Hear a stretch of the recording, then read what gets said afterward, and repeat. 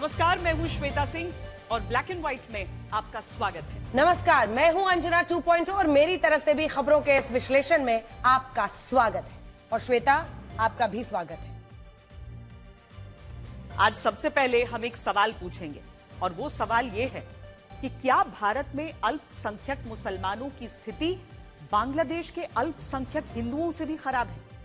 ये वो दावा है जो हमारे देश के कई विपक्षी नेताओं ने किया है और उनका मानना है कि बांग्लादेश से पहले भारत के अल्पसंख्यक मुसलमानों की बात होनी चाहिए। आज हम इस चिंता के असली चरित्र को समझेंगे और ये पता लगाएंगे कि क्या बांग्लादेश और भारत की तुलना करना सही है।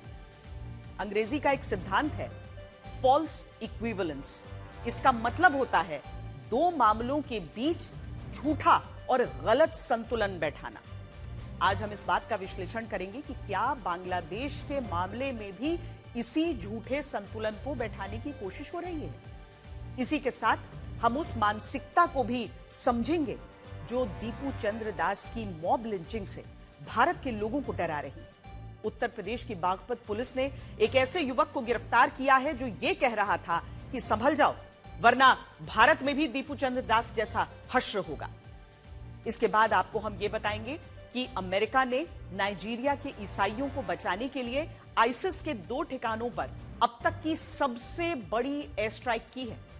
राष्ट्रपति ट्रंप का कहना है कि ये आतंकवादी नाइजीरिया के ईसाइयों को चुन चुन कर मार रहे थे और इसी के बाद उन्होंने आतंकवादियों पर प्रहार करने का फैसला किया।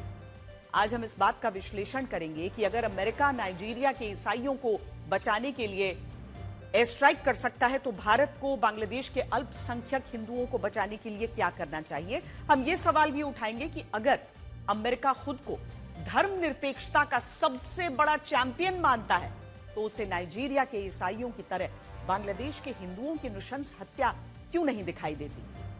इसके बाद हम भारतीयों की उस फितरत का विश्लेषण करेंगे जो मुफ्त के गमलों पर फिसल जाती। तहजीब के शहर लखनऊ में राष्ट्र प्रेरणा स्थल के लिए जो गमले लगाए गए थे उन्हें कुछ लोग कार्यक्रम खत्म होने के बाद वहां से उठाकर अपने अपने घर ले गए। इस घटना के बाद पूरे देश में भारतीयों के चोरी वाले चरित्र की खूब चर्चा हो रही है।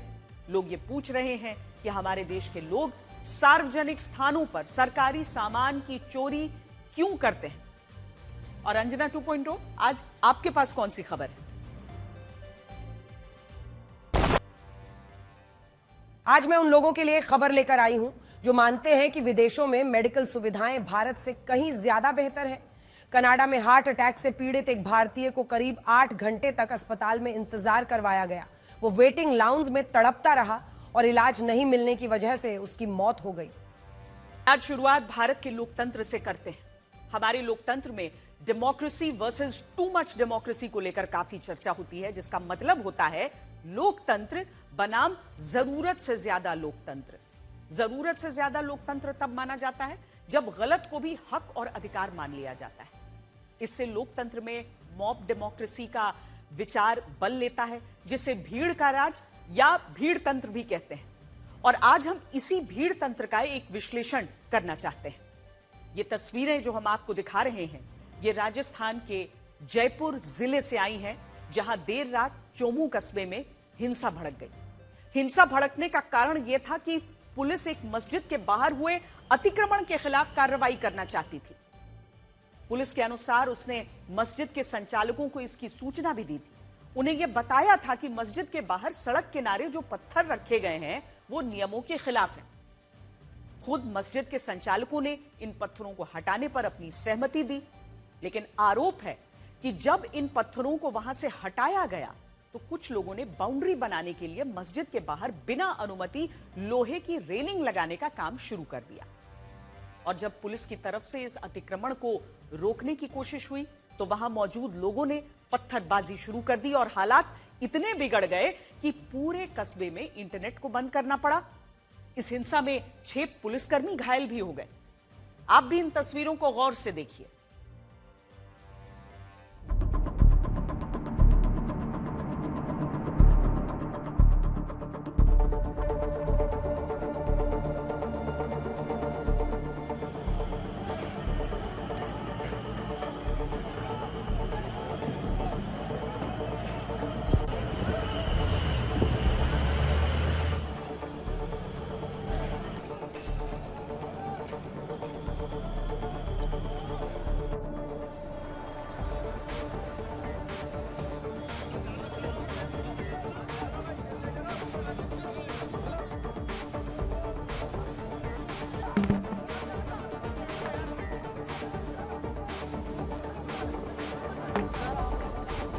कुछ भी नहीं करी, पत्थरबाजी नहीं करी मैंने। इन तस्वीरों में आपने वही भीड़ तंत्र देखा जिसका जिक्र हमने शुरुआत में किया था। अतिक्रमण को अपना अधिकार समझने वाली इस भीड़ ने न सिर्फ लोकतंत्र की सीमा को तोड़ा बल्कि कानून को भी अपने हाथ में लिया। इस घटना से यह भी साबित हो गया कि भारत में सबसे खतरनाक गठजोड़ धर्म और अतिक्रमण का है। हमारे देश में सड़क, हाईवे और सरकारी संपत्तियों पर जो अवैध कब्जे धर्म के नाम पर होते हैं, उनके खिलाफ कार्रवाई करना मुश्किल ही नहीं नामुमकिन हो जाता है। ऐसे मामलों में अतिक्रमण को धार्मिक रूप मिलता है और फिर सालों साल ये मामले या तो अदालत में लंबित रहते हैं या जयपुर की तरह इन मामलों में कार्रवाई होने पर हिंसा की जाती है। इस मामले में भी जिस मस्जिद के बाहर से अतिक्रमण को हटाया जा रहा था वो लोकतंत्र और कानून के दायरे में था, लेकिन इसके बावजूद मस्जिद के बाहर इकट्ठा हुई हिंसक भीड़ ने पुलिस पर हमला कर दिया। आज इस घटना के खिलाफ स्थानीय हिंदू संगठन सड़कों पर उतरकर विरोध प्रदर्शन कर रहे हैं और अब यह मामला सांप्रदायिक रूप भी लेने लगा है। हमारे देश में अतिक्रमण या अवैध कब्जा अब एक राष्ट्रीय समस्या बन चुकी है। स्थिति यह है कि बहुत सारे लोगों ने सेना की 10,354 एकड़ भूमि पर अवैध कब्जा किया हुआ है। इसी देश में रेलवे की भी 2600 एकड़ जमीन पर अवैध कब्जा है। और जंगलों की बात तो मत ही करिए। जंगलों को बचाने के लिए शोर तो बहुत होता है, लेकिन इसी देश में कई लोगों ने वन विभाग की 18,55,000 एकड़ जमीन पर अवैध कब्जा किया हुआ है और यह जमीन दिल्ली जैसे 5 शहरों के बराबर है। इसके अलावा फुटपाथ और सड़कों की हालत और भी खराब है। अकेले दिल्ली शहर में 40% फुटपाथ ऐसे हैं जिन पर अलग अलग लोगों ने अतिक्रमण किया हुआ है। इनमें भी जो अतिक्रमण सबसे ज्यादा खतरनाक है वो धर्म के नाम पर किया जाता है, क्योंकि ऐसे मामलों में अतिक्रमण के खिलाफ कानूनी कार्रवाई करना आसान नहीं होता है और बहुत सारे लोग नियम कानून को मानते तक नहीं। इस समस्या को आप एक और खबर से समझ सकते हैं जो हैदराबाद से आई। ये तस्वीरें हैदराबाद के चार मीनार इलाके की हैं, जहां हाल ही में स्थानीय पुलिस ने मदीना सर्कल पर कुछ बैरिकेड लगाए थे। इसके पीछे मकसद था चार मीनार इलाके में भारी भीड़ और ट्रैफिक को नियंत्रित करना, सकरे रास्तों पर वाहनों की अनियंत्रित आवाजाही को रोकना और यह सुनिश्चित करना कि भारी भीड़ और ट्रैफिक के कारण भगदड़ जैसी स्थिति न बने। अब पुलिस तो यहां अपना काम कर रही थी, लेकिन जब कुछ दुकानदारों ने इसकी शिकायत असदुद्दीन ओवैसी के छोटे भाई अकबरुद्दीन ओवैसी से की, तो दावा है कि अकबरुद्दीन ओवैसी ने चार मीनार से AIMIM के विधायक मीर जुल्फिकार अली और एक स्थानीय पार्षद सैयद सोहेल कादरी को मौके पर भेज दिया और इसके बाद इन दोनों नेताओं ने पुलिस की एक न सुनी, मदीना सर्कल पर लगाई गई बैरिकेडिंग वहां से हटा दी। सोचने वाली बात यह है कि इस पूरी घटना की एक रील बनाई गई और इसे सोशल मीडिया पर डालकर यह दिखाया गया कि AIMIM के नेता जनता की सेवा में लगे हुए हैं। लेकिन सच तो यह था कि ये लोग बैरिकेडिंग लोगों की सहूलियत के लिए थी और अगर इसे हटाना भी था तो यह कानूनी रूप से होना चाहिए था, पर हमारे देश में कानून को मानता कौन? आपको यह बताते हैं कि अगर जमीन पर 6 लिखा हो और दो लोग उसके आमने सामने खड़े हों तो एक व्यक्ति को वो 6 दिखेगा और दूसरे को वही अंक 9 दिखेगा। इसे 6-9 विजन भी कहते हैं, जिसका आशय यह होता है कि पूरा सच तभी नजर आता है जब आप किसी चीज को दूसरों के दृष्टिकोण से भी देखते हैं।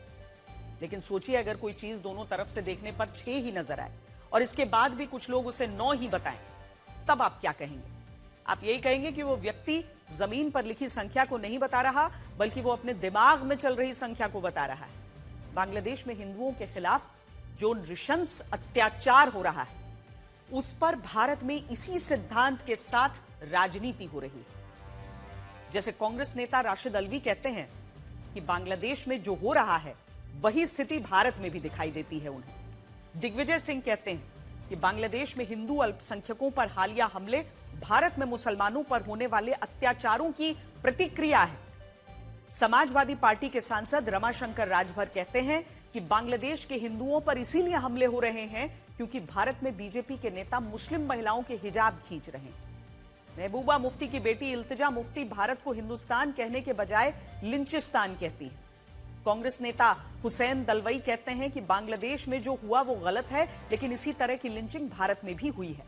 और मौलाना रशीदी कहते हैं कि वो बांग्लादेश में हिंदुओं पर होने वाले हमलों को नरसंहार नहीं मानते। अब इन सारे बयानों का लब्बो-लुआब यही है कि बांग्लादेश में सब कुछ सामान्य है और अगर कहीं स्थिति खराब है तो उनके अनुसार वो भारत में है और भारत में अल्पसंख्यक मुसलमानों का दमन हो रहा है। हमारे पास कई आंकड़े हैं जो इस नजरिए को पूरी तरह खारिज करते हैं, लेकिन आज हम इसे बताने के लिए आंकड़ों की नहीं बल्कि तस्वीरों की मदद लेना चाहते हैं। ये तस्वीरें बांग्लादेश से केवल 400 किलोमीटर दूर भारत के मुर्शिदाबाद जिले से आई हैं। आज मुर्शिदाबाद की उस जमीन पर लगातार तीसरी बार जुमे की नमाज पढ़ी गई, जहां अयोध्या जैसी बाबरी मस्जिद का निर्माण होने वाला है। दावा है कि इस बार जुमे की नमाज के लिए 50,000 से ज्यादा लोग इकट्ठा हुए, जिनमें कई लोग दूसरे जिलों और राज्यों से भी आए। सोचिए, जिस विवाद का निपटारा साल 2019 में इस देश की सर्वोच्च अदालत ने किया था, उस विवाद को हुमायूं कबीर ने फिर जिंदा किया और अब वो इस मस्जिद के सहारे पश्चिम बंगाल में विधानसभा का चुनाव लड़ने की तैयारी कर रहे हैं और हजारों आम मुसलमानों की भीड़ जुटा रहे हैं। यहां सवाल यह है कि क्या इन तस्वीरों को देखकर आपको कहीं से भी ऐसा लगता है कि भारत में मुसलमानों के साथ वही जुल्म हो रहा है जैसे बांग्लादेश में अल्पसंख्यक हिंदुओं के साथ हो रहा है? और क्या आप सोच सकते हैं कि हुमायूं कबीर की तरह बांग्लादेश में भी कोई हिंदू नेता अयोध्या जैसा राम मंदिर बनवा पाए? कड़वा सच तो यह है कि बांग्लादेश में इसकी कल्पना भी नहीं की जा सकती, लेकिन इसके बावजूद सिर्फ राजनीति के लिए भारत के मुसलमानों को खतरे में बताया जाता है और इसी दौरान बांग्लादेश की स्थिति को कम आंकने की कोशिश की जाती है। अंग्रेजी में इसके लिए एक शब्द का इस्तेमाल होता है, फॉल्स इक्विवेलेंस, यानी दो मामलों के बीच झूठा और गलत संतुलन बैठाना। और अभी हमारे देश में कुछ नेता यही कर रहे हैं। वो बांग्लादेश में अल्पसंख्यक हिंदुओं की भारत के अल्पसंख्यक मुसलमानों के साथ गलत तुलना कर रहे हैं और ये तस्वीरें उसका सबसे बड़ा उदाहरण है। इस सब के बीच आज भारतीय विदेश मंत्रालय के प्रवक्ता रणधीर जायसवाल ने भी दीपू चंद्र दास की मॉब लिंचिंग की निंदा की है और ये उम्मीद जताई है कि इस अपराध के दोषियों को न्याय के कटघरे में लाया जाएगा। The unremitting hostility against minorities in Bangladesh, including Hindus, Christians, and Buddhists, at the hands of extremists, is a matter of grave concern. We condemn the recent gruesome killing of a Hindu youth in Maimen Singh and expect that the perpetrators of the crime would be brought to justice. Over 2,900 incidents of violence against minorities, including cases of killings, arsons, land grab, have been documented by independent sources during the tenure of the interim government. These incidents cannot be brushed aside as mere media exaggerations or dismissed as political violence. Bharat उम्मीद तो कर रहा है कि बांग्लादेश में दीपू चंद्र दास के दोषियों को कड़ी सजा मिले, लेकिन सवाल यही है कि क्या ऐसा मुमकिन भी हो पाएगा? पिछले 1.5 सालों का वक्त बांग्लादेश में कट्टरपंथी ताकतों के लिए अच्छे दिन लेकर आया है, जब पूरा बांग्लादेश जानता था कि अल्पसंख्यक हिंदुओं के खिलाफ अत्याचारों में जमाते इस्लामी की सबसे बड़ी भूमिका है। तब मोहम्मद यूनुस की अंतरिम सरकार ने जमाते इस्लामी पर लगे सभी प्रतिबंधों को वापस ले लिया। बांग्लादेश के गृह मंत्रालय की गजेट नोटिफिकेशन में यह कहा गया कि जमाते इस्लामी और उससे जुड़े संगठनों पर आतंकवादी गतिविधियों में शामिल होने को लेकर कोई ठोस सबूत नहीं मिला है और इसीलिए यह प्रतिबंध हटाया जाता है। इसके बाद जून 2025 में बांग्लादेश की सुप्रीम कोर्ट ने जमाते इस्लामी के चुनावी पंजीकरण को भी पुनर्स्थापित कर दिया, जिससे वो फरवरी 2026 में होने वाले चुनावों में भाग लेने के लिए योग्य हो गए। राजनीतिक और कानूनी कदमों के साथ ही एक बड़ा मामला यह भी सामने आया कि वरिष्ठ जमात नेता ATM अजहरुल इस्लाम की 1971 के युद्ध अपराधों से जुड़ी मौत की सजा को सुप्रीम कोर्ट ने पलट दिया और रिहा कर दिया उन्हें। बड़ी बात यह है कि जो कट्टरपंथी बांग्लादेश में हिंदुओं पर जुल्म करने के लिए गिरफ्तार हुए थे वो तो छूटे ही, साथ ही उन कट्टरपंथियों और आतंकवादियों को भी रिहा कर दिया गया जो भारत में रहने वाले हिंदुओं के खिलाफ साजिश रचते थे। इनमें अंसारुल्लाह बांग्ला टीम के प्रमुख जशीमुद्दीन रहमानी का भी नाम है, जो जेल से बाहर आ चुका है और अब जमाते इस्लामी के प्रभावशाली लोगों में शामिल है। इन बातों से यह पता चलता है कि मोहम्मद यूनुस की अंतरिम सरकार ने खुद जमाते इस्लामी को फिर से जिंदा करने में उसकी मदद की है। और इसीलिए सवाल यही है कि जो सरकार जमाते इस्लामी की रीढ़ बन जाए, उस सरकार से हम ये कैसे उम्मीद कर लें कि वो जमाते इस्लामी के कट्टरपंथियों से अल्पसंख्यक हिंदुओं की जानें बचाएगी। वैसे आज बांग्लादेश के साथ भारत की भी बात करनी होगी और उस मानसिकता को समझना होगा जो दीपू चंद्र दास की मॉब लिंचिंग से भारत के लोगों को डरा रही। इस खबर को जरा गौर से सुनिएगा। हाल ही में इंस्टाग्राम पर एक वीडियो वायरल हुआ जिसमें रिहान नाम के एक लड़के को यह धमकी देते सुना गया कि जो बांग्लादेश में दीपू चंद्र दास के साथ हुआ है वैसा हश्र भारत में भी हो सकता है, और अगर भारत में कोई नबी की शान में गुस्ताखी करता है तो उसकी भी मॉब लिंचिंग हो सकती है। उत्तर प्रदेश की बागपत पुलिस ने इस लड़के को गिरफ्तार कर लिया है। उसके खिलाफ संगीन धाराओं में मुकदमा दर्ज हुआ है। लेकिन यहां बात सिर्फ मुकदमे से खत्म नहीं होती, यह बात हमें उस चिंता तक ले जाती है जहां दीपू चंद्र दास की नृशंस हत्या को कुछ लोग मिसाल समझने लगते हैं और इसमें उन्हें कुछ भी गलत नहीं लगता। अगर हमारे देश के इन युवाओं को दीपू चंद्र दास की मॉब लिंचिंग और उसकी तस्वीरें विचलित नहीं करती तो हमें सोचना होगा कि हमारा समाज कहां जा रहा है। और हम मानते हैं कि ऐसी सोच रखने वाले मुट्ठी भर लोग हैं, लेकिन अगर ये लोग इस तरह सोशल मीडिया पर जहर उगलने लगे तो बात संजीदा हो जाती है। आपको ये बताते हैं कि पहली बार इतिहास में ऐसा हुआ है जब अमेरिकी सेना ने धर्म के आधार पर किसी देश पर हमला किया है। इस देश का नाम है नाइजीरिया और राष्ट्रपति डोनाल्ड ट्रंप का कहना है कि नाइजीरिया में इस्लामिक कट्टरपंथी और आईसिस के आतंकवादी ईसाई धर्म के लोगों को निशाना बना रहे थे, जिसकी वजह से अमेरिका ने नाइजीरिया पर यह एयर स्ट्राइक की है। आज हम इस बात का विश्लेषण करेंगे कि अगर अमेरिकी सेना नाइजीरिया के ईसाइयों को बचाने के लिए आतंकवादी समूहों और इस्लामिक कट्टरपंथियों पर कार्रवाई कर सकती है तो भारत को बांग्लादेश में अल्पसंख्यक हिंदुओं को बचाने के लिए क्या करना चाहिए। लेकिन उससे पहले आपको यह बताते हैं कि नाइजीरिया में ऐसा क्या हो रहा था जिसकी वजह से अमेरिका ने उस पर यह एयर स्ट्राइक की। नाइजीरिया पश्चिमी अफ्रीका के बड़े देशों में से एक है। अगर आप नाइजीरिया के इस नक्शे को देखेंगे तो वो मुख्य रूप से दो हिस्सों में बटा है। उत्तर के इलाकों में मुस्लिम आबादी रहती है, दक्षिण के इलाकों में ईसाई धर्म के लोग रहते हैं।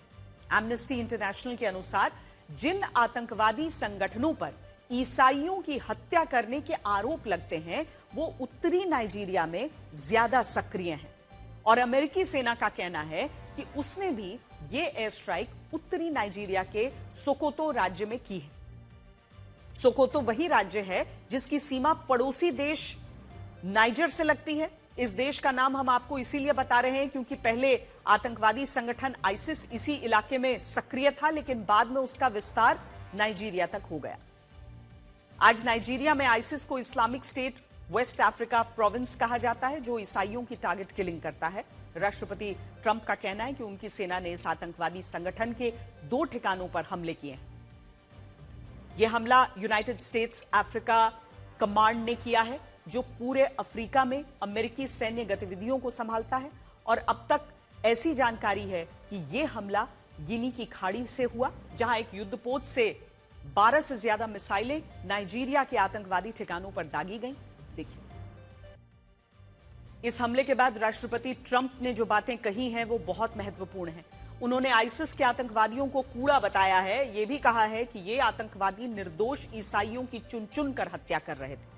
नाइजीरिया में ईसाइयों पर ऐसी बर्बरता और क्रूरता हो रही थी जो पिछली कई सदियों से नहीं देखी गई। उन्होंने अमेरिका के रक्षा मंत्रालय को डिपार्टमेंट ऑफ वॉर भी बताया है और यह भी कहा कि जब तक वो अमेरिका के राष्ट्रपति हैं तब तक कट्टरपंथी इस्लामिक आतंकवाद को पनपने नहीं दिया जाएगा। इसके अलावा अमेरिका के रक्षा मंत्री पीट हेग्सेथ ने कहा है कि ये एयर स्ट्राइक नाइजीरिया सरकार की सहमति से हुई है और नाइजीरिया ने भी कहा है कि वो अमेरिका की इस मदद के लिए उसका स्वागत करता है। अब ये बात बहुत महत्वपूर्ण है इसीलिए क्योंकि जब नाइजीरिया की सरकार को यह लगा कि वो आतंकवादियों को रोकने में कामयाब नहीं हो रही है तब उसने अमेरिका की मदद ली और अमेरिका ने भी नाइजीरिया के ईसाइयों को बचाने के लिए क्रिसमस की शाम को यह हमला किया। आज सवाल यह है कि क्या पाकिस्तान और बांग्लादेश की सरकारें कभी ऐसा करेंगी? क्या वो कभी इस बात को मानेंगी कि उनके लिए कट्टरपंथी ताकतों और आतंकवादियों को रोकना नामुमकिन हो गया है और वो इनके खिलाफ दूसरे देशों की मदद चाहते हैं? पाकिस्तान को छोड़िए, क्या बांग्लादेश अपने अल्पसंख्यक हिंदुओं को बचाने के लिए ऐसी कोई पहल करेगा? और क्या अमेरिका को बांग्लादेश के अल्पसंख्यक हिंदुओं की उतनी चिंता होगी जितनी उसे नाइजीरिया के ईसाइयों की है? हकीकत तो यह है कि आज बांग्लादेश उसी राह पर चल रहा है जिस राह पर आगे बढ़ते हुए नाइजीरिया का यह हाल हुआ है। स्प्रिंगर नेचर में प्रकाशित हुए एक रिसर्च पेपर के अनुसार सिर्फ 35 साल पहले नाइजीरिया में मुसलमानों की आबादी 25% थी और ईसाइयों की आबादी 60%। लेकिन आज यह स्थिति पूरी तरीके से बदल गई है। आज नाइजीरिया में 50% आबादी ईसाइयों की है और 50% आबादी मुसलमानों की है। और इन दोनों धर्मों में नाइजीरिया उत्तर और दक्षिण में पूरी तरह से बंट चुका है। बड़ी बात यह है कि अब दक्षिण के इलाकों में भी मुस्लिम आबादी तेजी से बढ़ रही है और इसके पीछे आतंकवादियों की क्रूरता है। अमेरिका में रिपब्लिकन पार्टी के नेता रायली मूर के अनुसार अकेले साल 2025 में 7,000 ईसाइयों की हत्या हुई। इसका मतलब यह हुआ कि नाइजीरिया में हर दिन औसतन 35 ईसाइयों को मारा जा रहा था।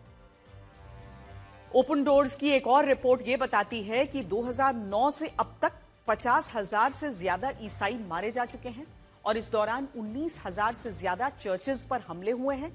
आज जिस तरह बांग्लादेश में अल्पसंख्यक हिंदुओं के खिलाफ कट्टरपंथी ताकतों को बढ़ावा दिया जा रहा है, वैसा ही एक जमाने में नाइजीरिया में हुआ था। नाइजीरिया में जब ईसाई बहुसंख्यक थे तब कट्टरपंथी मोहम्मद यूसुफ ने बोको हरम की शुरुआत की थी। यहां बोको हरम का मतलब था पश्चिमी शिक्षा और संस्कृति को इस्लाम के खिलाफ बताकर उसका विरोध करना। शुरुआत में बोको हरम को किसी ने गंभीरता से नहीं लिया। माफ कीजिएगा, 2005 में नाइजीरिया में 7,000 ईसाइयों की हत्या हुई थी और उस हिसाब से वो गणना हमने आपको बताई। अब हम बोको हरम की बात आपको बता रहे हैं। बोको हरम के कट्टरपंथियों ने मस्जिद और मदरसों के नाम पर ईसाइयों को निशाना बनाया, उनके खिलाफ नफरत भड़काई। तब बोको हरम की इन गतिविधियों को नजरअंदाज किया गया। सरकार को यही लगता था कि बोको हरम का उद्देश्य इस्लामिक रीति रिवाजों को बढ़ावा देना, जबकि हकीकत में बोको हरम इस्लामिक कट्टरवाद के लिए एक नई जमीन तैयार कर रहा था। 2009 में जब बोको हरम और नाइजीरिया की सेना के बीच खूनी संघर्ष हुए और इनमें कई लोगों की जानें गईं, तब नाइजीरिया की सरकार ने बोको हरम को एक आतंकवादी संगठन माना। हालांकि तब तक बहुत देर हो चुकी थी। बोको हरम इतना ताकतवर हो गया था कि उसने न सिर्फ उत्तर पूर्वी नाइजीरिया के कई इलाकों पर कब्जा किया, बल्कि धीरे धीरे ईसाइयों का सफाया करना शुरू कर दिया। इसके अलावा नाइजीरिया में जब आईसिस का प्रवेश हुआ, तब बोको हरम से अलग हुए आतंकवादियों ने ही उसका साथ दिया। और सोचिए, आज बांग्लादेश में भी तो यही हो रहा है। आज बांग्लादेश में जमाते इस्लामी की कट्टरपंथी गतिविधियों को उसी तरह नजरअंदाज किया जा रहा है जिस तरह नाइजीरिया में बोको हरम के साथ हुआ था। और हमें लगता है कि बांग्लादेश की मौजूदा सरकार भी इसी गलती को दोहरा रही है।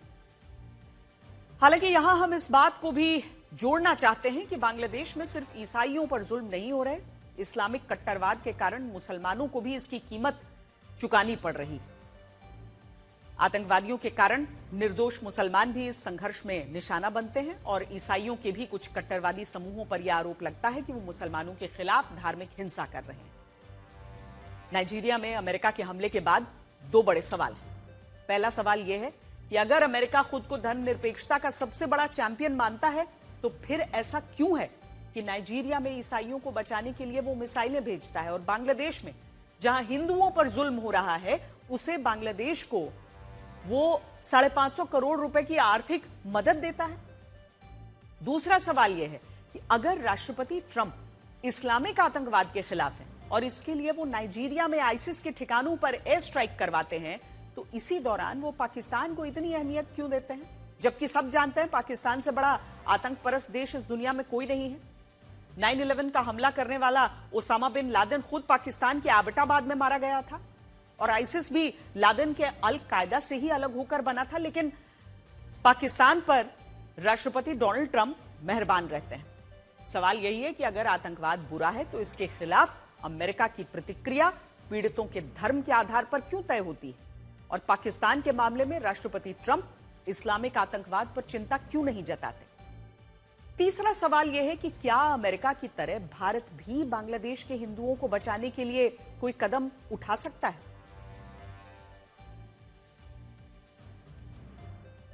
हम जो खबर आपको बताने जा रहे हैं वहां माल मुफ्त नहीं था, लेकिन दिल बेरहम हो गया क्योंकि माल सरकारी था और उन्हें लगा कि उन्हें देखने वाला कोई नहीं। आप सोच रहे होंगे उन्हें किन्हें? हम जो वीडियो आपको दिखाते हैं उसमें कुछ लोग दिखेंगे, लेकिन चिंता का विषय वो कुछ लोग नहीं है, वो एक फितरत है। इसीलिए हमने कहा उन्हें। हमारा विश्लेषण 2-4 व्यक्तियों पर नहीं, आदत पर है, और बड़ा शब्द इस्तेमाल करें तो संस्कारों पर है। हम सब भ्रष्टाचार को समाज का कैंसर मानते हैं, लेकिन समाज तो हम ही हैं, और बस मौका मिल जाए तो समाज का स्वरूप क्या हो जाता है, पहले ये रिपोर्ट देखिए।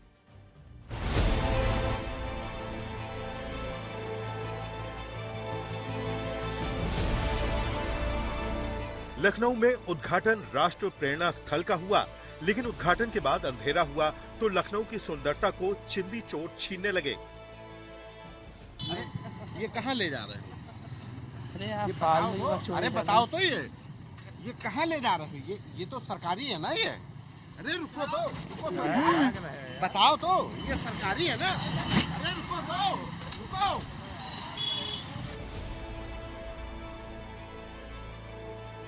राष्ट्र प्रेरणा स्थल के बाहर लगाए गए सरकारी गमलों की चोरी के वीडियो सोशल मीडिया पर वायरल होने पर आज तक वहां सच्चाई जानने पहुंचा था।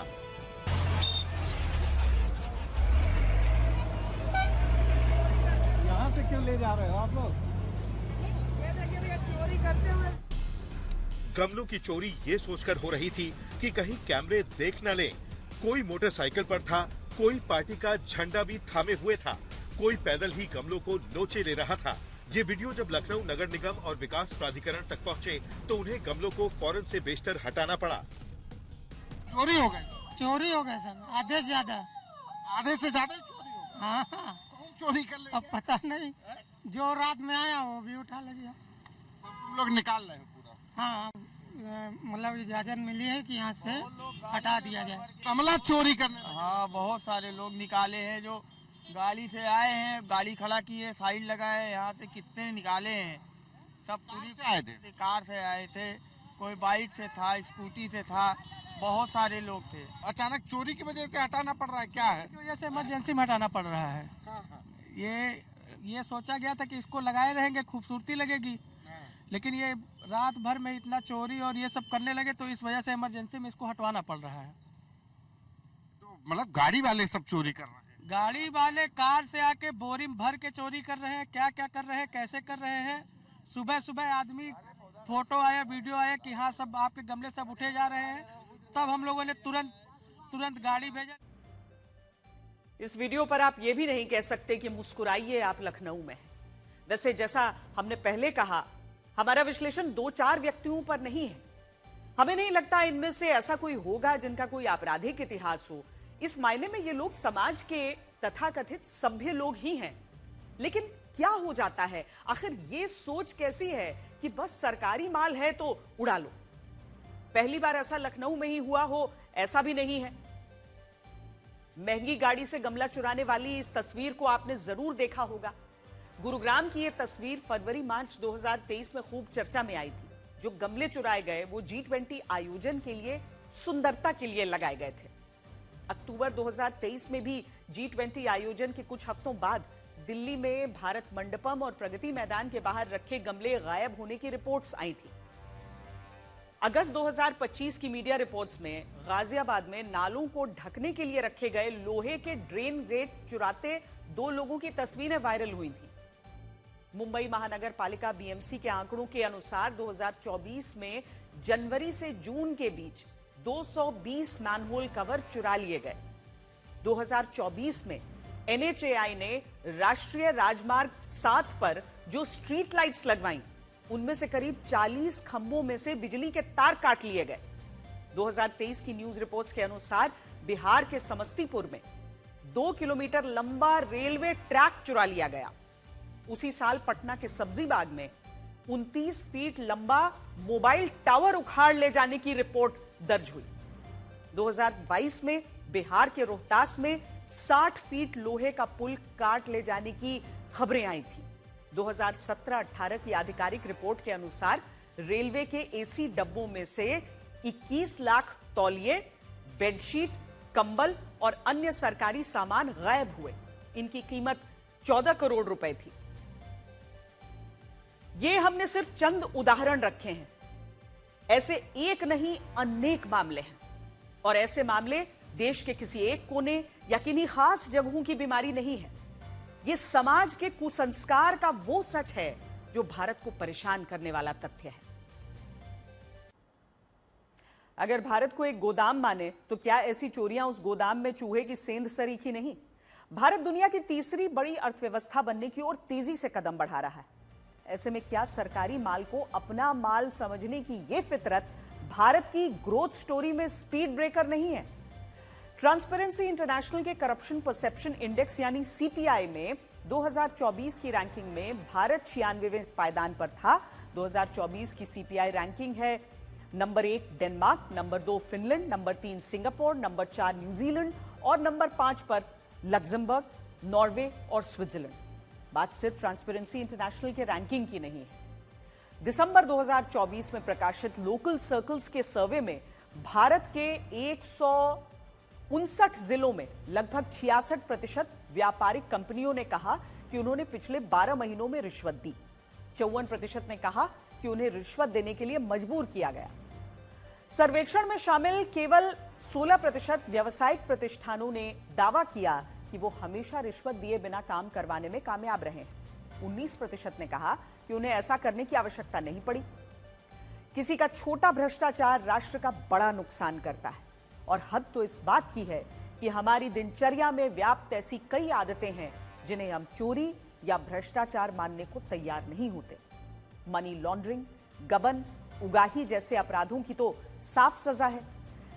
लेकिन सच्चाई यह है कि भाई भतीजावाद, पद का दुरुपयोग, किसी के पहचान की चोरी, पक्षपात जैसे मामले भी चोरियां हैं। काश हम ये बात सोच पाते, काश हम ये बात समझ पाते।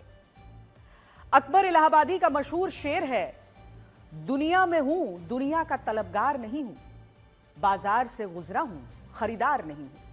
अकबर इलाहाबादी साहब से माफी के साथ यही कहना चाहते हैं कि दुनिया का तलबगार होने में भी बुराई नहीं, खरीदार होने में भी बुराई नहीं, लेकिन सरकारी माल दबाना जरूर बुरा है।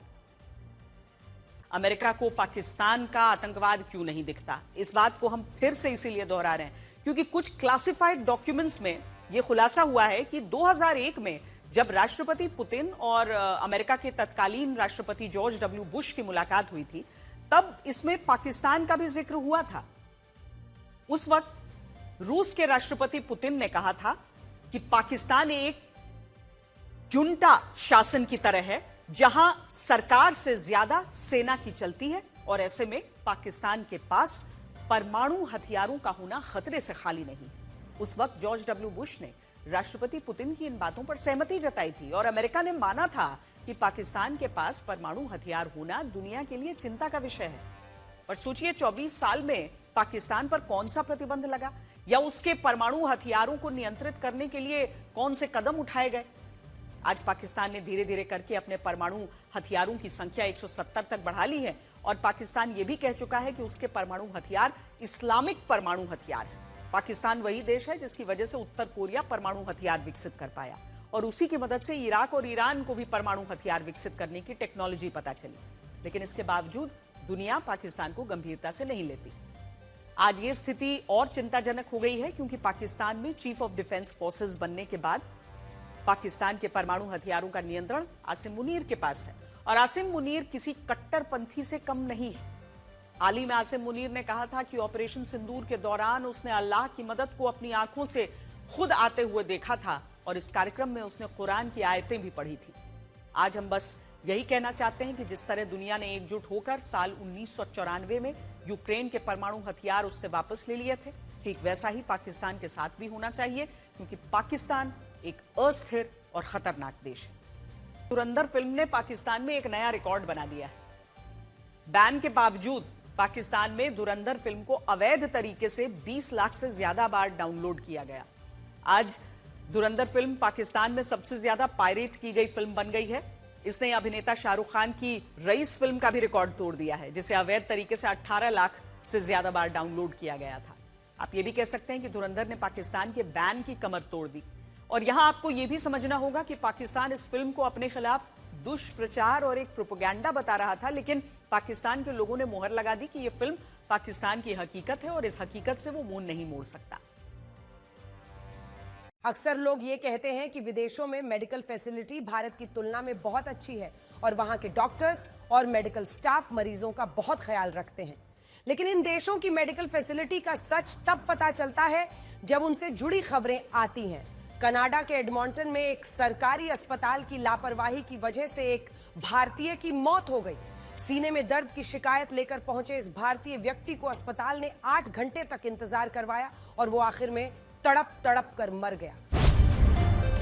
44 साल के भारतीय चार्टर्ड अकाउंटेंट प्रशांत श्री कुमार को सीने में तेज दर्द उठा था।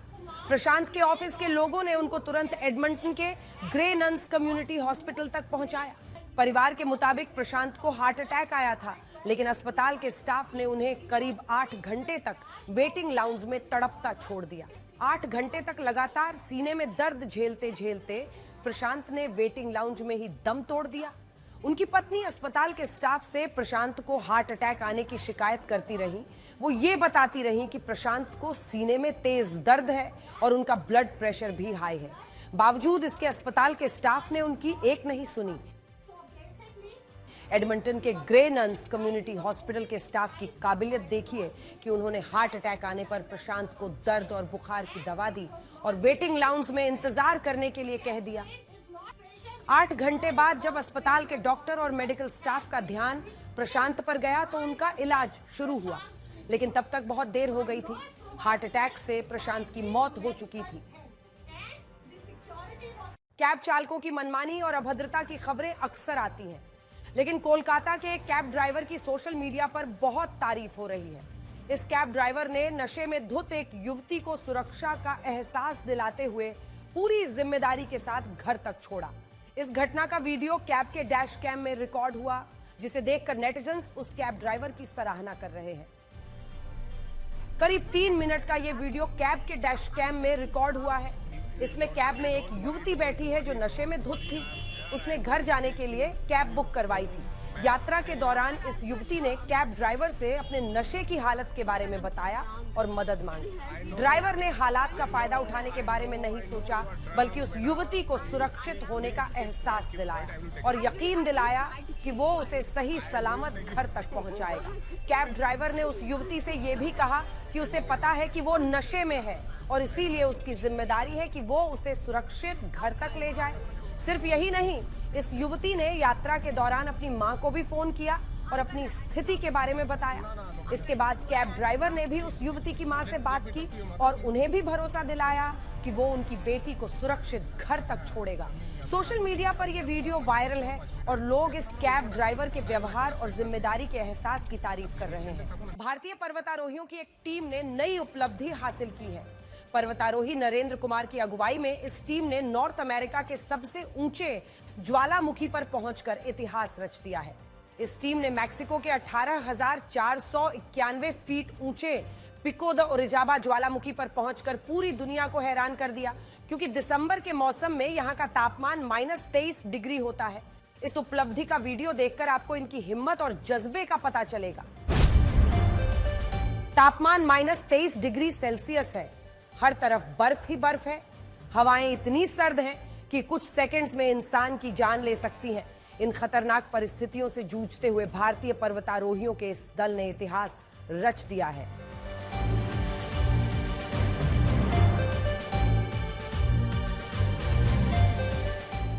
इनकी स्थिति देखिए, ठंड इतनी है कि कपड़ों पर बर्फ जमी हुई है, लेकिन ये ठंड इनके जज्बे को तोड़ नहीं पाई। इनके कंधे पर जो बैग है वो भी बर्फ से ढका हुआ है। पर्वतारोहियों ने एक दूसरे को साथ रखने के लिए जो रस्सियां बांधी हैं उन पर भी बर्फ जम गई है, लेकिन इनकी हिम्मत देखिए कि 18,491 फीट की ऊंचाई पर पहुंचने के बाद भी ये खुशी से हाथ लहरा रहे हैं और एक दूसरे को बधाई दे रहे हैं।